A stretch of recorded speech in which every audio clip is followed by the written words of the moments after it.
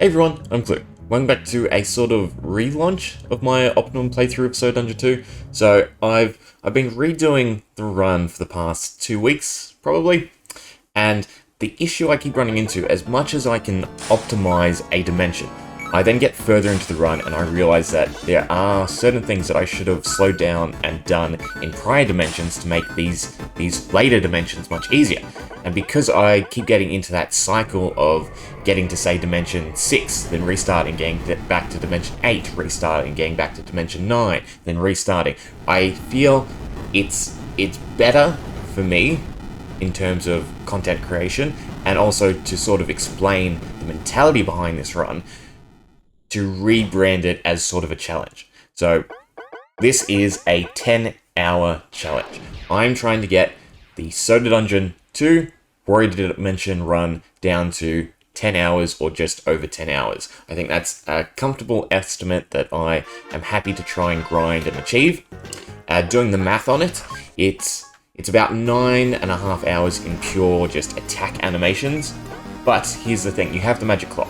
So if you count the magic clock for every dimension of the first, well, that's 1 out of 55, so roughly it's almost like a possible 5-hour run. Granted, again, you need to grind because you need to scale up your damage or your HP, and you also have a lot of, obviously, crafting, itemization, all of these other interactions to do. So, for the most part, it looks like I'm honestly just going to play through the game over and over again, get as far as I can with the magic clock, because that's the big thing. If we can get the magic clock to be used throughout the whole run, then I'm happy. Then I think it's possible for me to get around 10 hours. But currently I'm running out of magic clock at X stage. Previously I ran out at dimension 5. So far I've been able to push it to dimension 8, which is really good. But it does mean I still have to go back and redo a few things and replan out the whole run from the early dimension to be able to continue to push with the magic clock. I think a healthy estimate for the magic clock is to use it twice a world, but that's still not good enough. So there has to be 1 or 2 worlds that I can do straight from the get-go. And yeah, it'll just be interesting to sort of see how this run develops, because again, I've been testing it for almost 2 weeks now. I did Dimension 1 for a solid 2 days over and over again before I decided to actually try and get as far as possible and then redo it. So it'll definitely be interesting to see what the run ends up like, because I've already transitioned to a completely different strategy to what I was using originally. But anyway, we'll get into it because this is about where the tutorial sort of ends. So we've done all the tutorial. I essentially just grinded. So using just carpenters and so junkies, just grinded to level 20 over and over again till we can get to this 1,000 gold mark, as well as unlock the bed through selling all our resources. So that's what we're doing. We can now hire our mystics. We don't quite have enough for 6, but it's fine, because the big hurdle of this first dimension is to get the mystics all the way to level 14-ish. And the reason for that is because getting the mystics to 25 and unlocking recharge is probably the biggest goal of the run. Through getting recharge, you're now able to use a lot of the different classes and actually make the magic clock functional. Without recharge, you obviously run out of mana, and there's no way to replenish it because you don't have the pots like in So Dungeon 1. So getting the mystics to 25 as early as possible is our main goal. So it doesn't take me too long. It's about 4 or so runs to get the mystics to a acceptable level to then push to the Dark Lord. But there's also a few other things I've realized that we sort of want to grind out. For one, I don't want to turn in any of the quests. I want to try and keep them all available for the next dimension. And it's really helpful getting those items, the extra gold. It really just boosts our ability to clear Dimension 2 a lot quicker. So I am really slowing down if you compare it to my any percent run, which was like 26 minutes. But it is necessary to actually make sure that we can use the magic clock all throughout. So this should be about the last run, I believe, with the mystics, and then we should be at the right level. I'm also stockpiling iron and wood. The goal is to get enough to be able to craft 4 iron swords, 5 iron shields, and 6 iron rings. That's equivalent to a full set, because you get a pig iron shield, and you get the fist and a dagger, I believe. And that way, for Dimension 2, everyone is geared out right from that first run. Now, we've made it all the way to 80, so we can push. I think I lose some people to the boss, which is a bit unfortunate. Otherwise, I could have pushed all the way to the Dark Lord. Although I think I need a little bit extra XP here too, so I was fine to start. There are a few other goals for this first dimension. One, we need to unlock the Bag of Resourcefulness so that we can actually carry iron with us to the next dimensions. Two, I want to unlock the stable and get the whale pet so that we can start boosting HP. HP is sort of the main limiter for the run's progression. If we are able to survive hits from the bosses, then we're able to obviously heal up and do them in a far better way than my original strategy, which was just try to out DPS them. It's really difficult to out DPS the actual bosses. It's very easy to do the main floor bosses, but not the dungeon bosses. The HP scale between the two is just too significant, so I had to sort of rethink, and we're heading down a healing mentality. So rather than just pushing with the mystics, getting as much damage on the attack relic, I'd rather focus on HP. So we need kitchen upgrades, and we need that stable. The earlier we can get the whale, the easier it is for us to level them up and get the extra percentage to our HP, which does make a huge difference going forward. So we're looking for 2 carrots. I think it's 5,000 gold, plus then another 2,000 gold for Bag of Resourcefulness, as well as it's about 3k gold for the iron to buy it, and then 3k to actually craft it.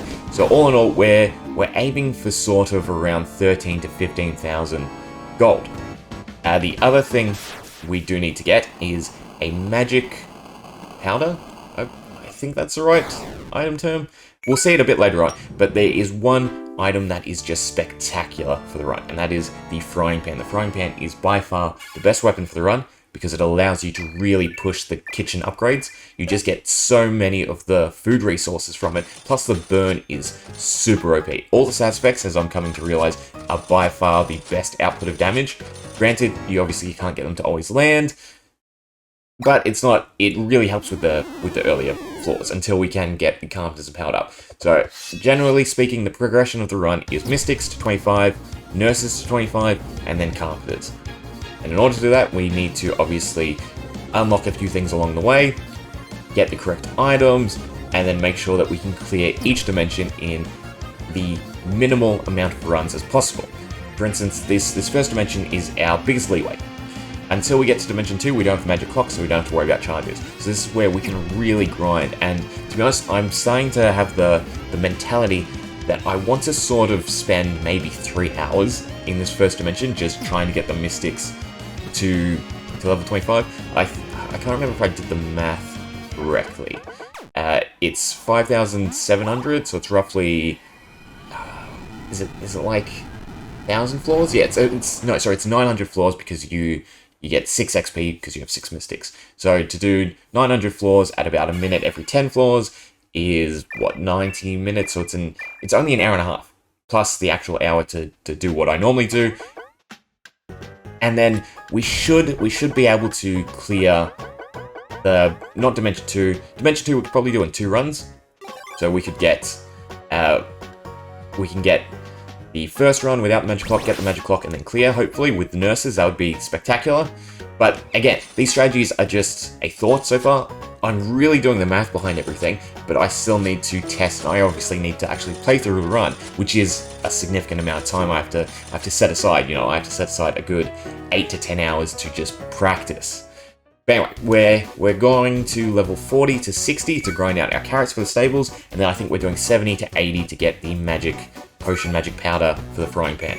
And we only need 1 of the magic powder. We obviously need 2 carrots. I believe I have 1 at the moment, so it's not too much of a hassle. I am checking after every drop so I can obviously quit out and save the most amount of time. Another big hassle of the run is there's a lot of optimization you could do through manual play, but to play So Dungeon manually for 10 hours straight is just going to kill me. So I will settle for some ineffective clearing, if you will, which will obviously consume a bit more time. So that's why I'm sort of giving myself a leeway around that 10-hour mark. I would love to get the run under 10 hours. I think we're definitely heading in the right direction, but it is definitely going to be cutting it close, especially with the later dimensions. I think it takes about an hour to do 500-ish floors with the magic clock, once you have the end comp of using Nailed It, because Nailed It is obviously slower than melee attacks. I wish you could just use melee attacks, But it is this really fine balance between health and damage, because if you have the damage to one-shot every entity, you can clear floors a lot quicker, but then you obviously suffer against the bosses, and each boss has their own threshold. And while I've mapped out the damage it takes to deal with bosses, I haven't mapped out the HP threshold, which is the next sort of thing I need to do, and it's hard because there's not a lot of resources online. I'm also getting super unlucky here just watching it back. Like, the amount of drops I'm getting that aren't carrots just feels so bad, because I only need one and I'm done. I'm way over the mark in gold, which is great, but it's also not really useful because I can't take too many things with us because we only take 10%, so it's not like I can stockpile, say, blue smithing crystals, take them with me. I think a decent mentality would maybe to stockpile more iron, so that you can craft gear in the later dimensions, because being able to craft gear just really helps be able to try and attempt the one run clear of a few dimensions. You definitely can't do the later dimensions in one clear, but I'm hoping maybe dimension 2 and 2, maybe dimension 3 and 1. That would be really good to see. Anyway, we're on 70 and 80 now. We're grinding out the magic something, magic powder, magic potion. It's from the ghost, so that's why I'm not checking these items. Well, I guess I am. And it is used to craft the frying pan. The frying pan is just necessary for our next dimension strats, which we'll get into in obviously the next video. But yeah, so just to sum up, I think going forward I'm just going to do these short little videos of just the major content from each dimension, because I am going to be really replaying the whole run as far as I get with the magic clock. So this first one, I think I get to dimension 8, and then I run out of the magic clock, so there'll be 8 episodes of me just sort of explaining the strats and the mentality, and then I'm going to restart, and I'm going to do it again. And I'm definitely going to do things differently, because that's the big thing. I'm realizing what we need to do, but my execution now needs to be a little bit better to actually get the time and the rundown. I can't save scum. I can't settle for, like, good times or good amounts of magic clocks, because I don't know what I'm going to need later on, which is a bit unfortunate, because I would have loved to just obviously finish the run and stick you with a giant highlight reel, I guess, but this is what we're going to have to settle on, the sort of middle ground of me just recycling and farming the content. I'm hoping you find it enjoyable hearing the thoughts, watching a little bit of the gameplay and the strategies. If you don't, let me know. We'll try and think up a better way to present it to you all. But for now, this is the way I'm going to prioritize the series. Magic powder. There we go. It's called magic powder. Why am I continuing? I think I just went to gold, maybe? I don't know. Or I clicked before I could actually click the cog. Anyway, we got the magic powder, which is perfect. Now we just have to finish stockpiling iron. So, can we do the math? It is 2 per sword. We need 4 swords, so that's 80. It's 6 for the ring, so that's 60, so it's 140. And then it's 5 shields, so that's another 100. So we need 251 iron to be able to carry it through with us. Pretty sure I've skipped it all for you guys. So we're just selling off everything else except the resource, getting a bunch of gold. That way I can just try and upgrade anything, buy out the blue smithing crystals so that we can take a little bit of extra gold with us. But than that, the dimension's pretty much done. I've gotten a decent amount of upgrades on the tavern. I've gotten the stables for the whale pet. And yeah, that's pretty much it for this first run. Hope you enjoyed.